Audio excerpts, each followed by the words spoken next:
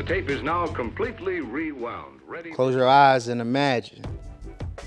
It may be hard to realize a healthy planet with green greens and bluer skies. Imagine no borders and world peace.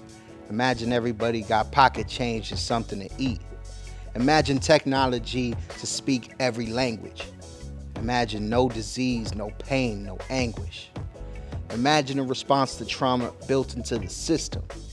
Now open your eyes so you can clearly see the vision.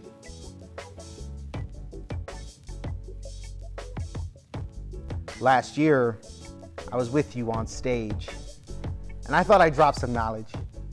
You know, I had my friends with me and they were performing. I had my cameraman with me. And at the time, I didn't realize how much I would actually learn from all of you. I was surrounded by so many talented and capable leaders and young minds for a few hours.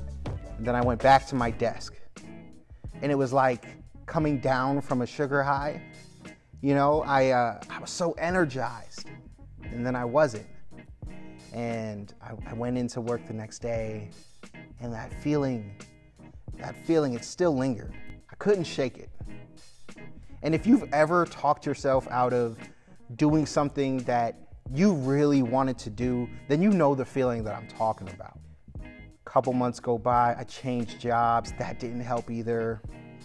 I took a new job, and 3 months into that job, I walked away for what may very well be the last time. You all reminded me that when there's something you are passionate about, then that is where you must put that energy. If there are problems in the world and you have the answers, then you must bring your ideas to the table and share those solutions. If you have a unique perspective, you cannot be afraid to share that. See, curiosity and creativity both shape the world. And many people are too afraid and will talk themselves out of walking in their authenticity, in their power. I was like that. I asked myself, what if I'm not good enough? What if I don't have the right connections? What if I fail? And after we shared some time, before, during, and after my talk last year, I had to ask myself, who would I be if I don't jump in, all the way in?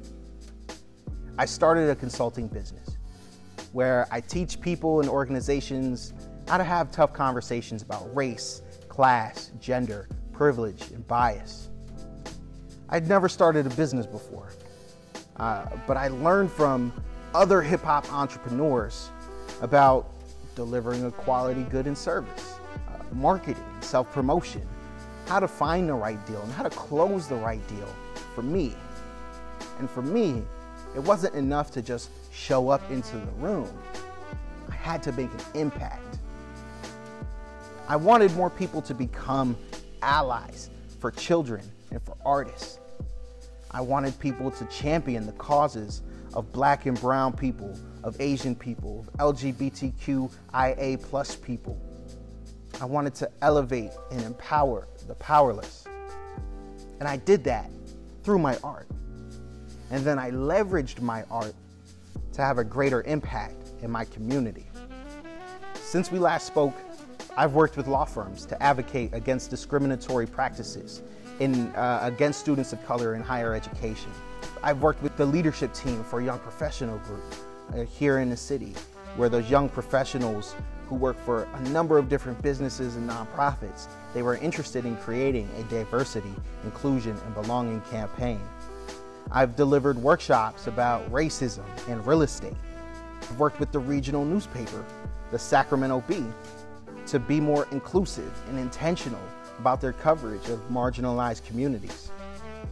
I've met with city council members, school board members, mayors, and senators. And what opened the door to all of that was my art.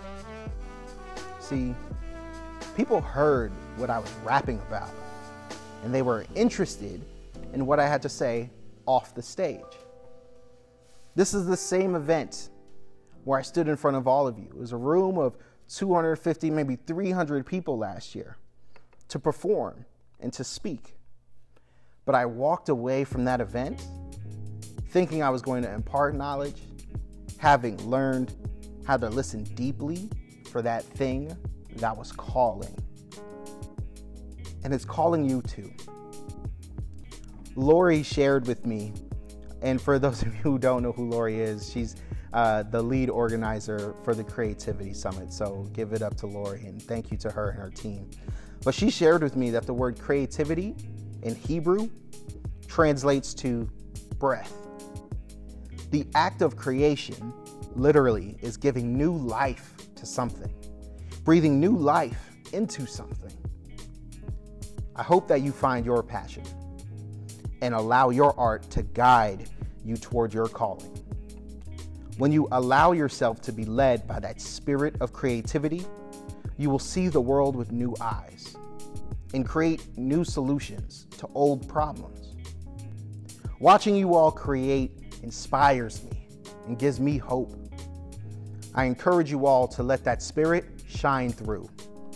You never know whose inspiration you're holding on to and what kind of world you will create because of it. Thank you.